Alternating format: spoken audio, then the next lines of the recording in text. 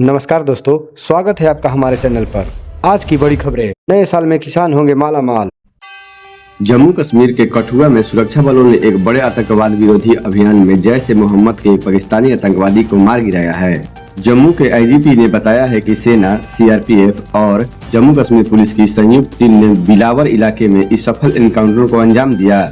यह कार्रवाई क्षेत्र में आतंकवाद के खिलाफ जारी प्रयासों का हिस्सा है, जिसे सुरक्षा बलों को बड़ी कामयाबी मिली है। अमेरिका और ईरान के बीच तनाव फिर बढ़ गया है।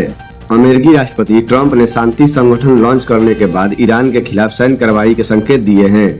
खाड़ी क्षेत्र में अमेरिकी युद्धपोत, फाइटर जेट और मिसाइल सिस्टम तैनात किए जा रहे हैं। ईरान में चल रहे विरोध प्रदर्शन और परमाणु कार्यक्रम को लेकर चिंताएं बढ़ी है। ईरान ने जवाबी कार्रवाई की चेतावनी दी है, जिससे क्षेत्र में संघर्ष की आशंका गहरा गई है। मणिपुर के चुराचांदपुर में 31 वर्षीय मैती युवक मयलगम बम ऋषिकांत सिंह की गोली मारकर हत्या कर दी गई। इस नृसिंहार घटना का दिल दहला देने वाला वीडियो वायरल हुआ है। परिवार को हत्या की जानकारी वीडियो सामने आने के बाद मिली। संदिग्ध कुकी उग्रवादी का आरोप है। राज्यपाल ने मामले की जांच एनआईए को सौंप दी है, जो जल्द कार्रवाई कर सकती है। केरल के तिरुवनंतपुरम में प्रधानमंत्री मोदी ने एक सभा को संबोधित किया। इस दौरान उन्होंने एक छोटे बच्चे को अपनी तस्वीर पकड़े देखा और उससे कहा कि वह थक जाएगा। पीएम मोदी ने बच्चे से तस्वीर में लेकर उस पर पता लिखने को कहा, ताकि वह उसे चिट्ठी लिख सके।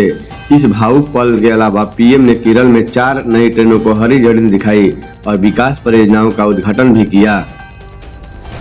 कांग्रेस में चल रही अंदरूनी कलह और शशि थरूर को लेकर भाजपा ने निशाना साधा है। भाजपा प्रवक्ता शहजाद पूनावाला ने कांग्रेस को बोर्ड ऑफ पीस बनाने का सुझाव दिया। उन्होंने राहुल बनाम प्रियंका, डीकेएस बनाम सिद्धारमैया, गहलोत बनाम पायलट और थरूर बनाम केरल कांग्रेस जैसे संघर्षों का जिक्र किया। थरूर की केरल पार्टी बैठक में अनुपस्थिति और राहुल गांधी से न मिलने की नाराजगी से पार्टी में तनाव बढ़ गया है। प्रधानमंत्री नरेंद्र मोदी ने तिरुवनंतपुरम में एक रैली को संबोधित करते हुए कहा कि केरल में बदलाव निश्चित है। उन्होंने भाजपा की नगर निगम चुनाव में जीत का जिक्र किया और एलडीएफ यूडीएफ पर भ्रष्टाचार व तुष्टीकरण का आरोप लगाया।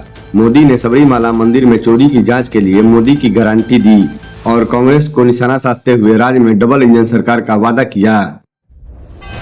ईडी ने गोवा नाइट क्लब आग मामले में बड़ी कार्रवाई करते हुए लुथरा ब्रदर्स के गोवा, दिल्ली और हरियाणा स्थित ठिकानों पर छापेमारी की है।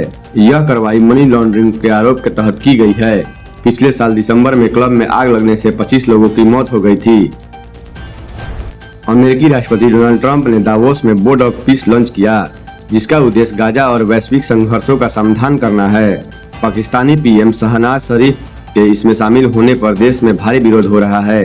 2020 के शरीफ ने ट्रंप के मिडिल ईस्ट प्लान को अन्यायपूर्ण बताया था, जबकि वह उन्होंने हस्ताक्षर किया है। विपक्षी दल पारदर्शिता और फिलीपींस नरसंहार के आरोपों के बीच इस फैसले पर सवाल उठा रहे हैं। जापान की प्रधानमंत्री साना तकाइची ने आज निचले सदन को भंग कर दिया है, जिससे 8 फरवरी 2026 को चुनाव का मार्ग प्रशस्त हुआ। यह कदम सत्तारूढ़ पार्टी को मजबूत करने और उसकी लोकप्रियता का लाभ उठाने के लिए उठाया गया है। राज्य में नदियों के रास्ते व्यापार बढ़ाने के लिए विस्तृत रोड मैप तैयार किया गया है। गंगा सहित 7 राष्ट्रीय जलमार्गों का विकास होगा, जिससे बालू, सीमेंट जैसे भारी सामग्री की ढुलाई सस्ती होगी। परिवहन मंत्री श्रवण कुमार ने बताया है कि सागरमाला योजना के तहत बिहार मेरीटाइम बोर्ड बनेगा। सोनपुर में मल्टी मॉडल टर्मिनल और पटना में वाटर मेट्रो जैसी सुविधाएं शामिल होगी, जो रोजगार और व्यापार को बढ़ावा देगी। किंग जॉर्ज चिकित्सा विश्वविद्यालय प्रशासन ने शुक्रवार को परिसर में सभी मजारों पर नोटिस चस्पा दिया है। केजीएमयू की ओर से नोटिस में 15 दिनों के भीतर मजार हटाने के लिए कहा गया है। यदि तय सीमा तक संचालन खुद मजार नहीं हटाएंगे तो विश्वविद्यालय प्रशासन कार्रवाई करेगा।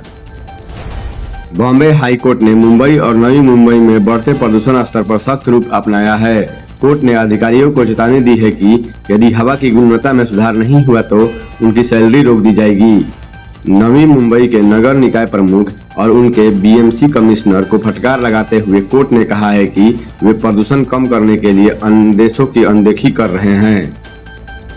सरकार ग्रामीण मांग बढ़ाने पर केंद्रित है, जिसके लिए 2026 के बजट में गैर बैंकिंग वित्तीय कंपनी को बढ़ावा देने की तैयारी है। इसका उद्देश्य एमएसएमई और कम आय वाले लोगों को सस्ती दरों पर ऋण उपलब्ध कराना है। आरबीआई और वित्त मंत्रालय के सुझावों पर आधारित इस घोषणाओं में विशेष पूर्णीवृत्त कोष, मुद्रा योजना का विस्तार और ऋण योजनाओं का सरलीकरण शामिल हो सकता है, जिससे आर्थिक विकास को गति मिलेगी।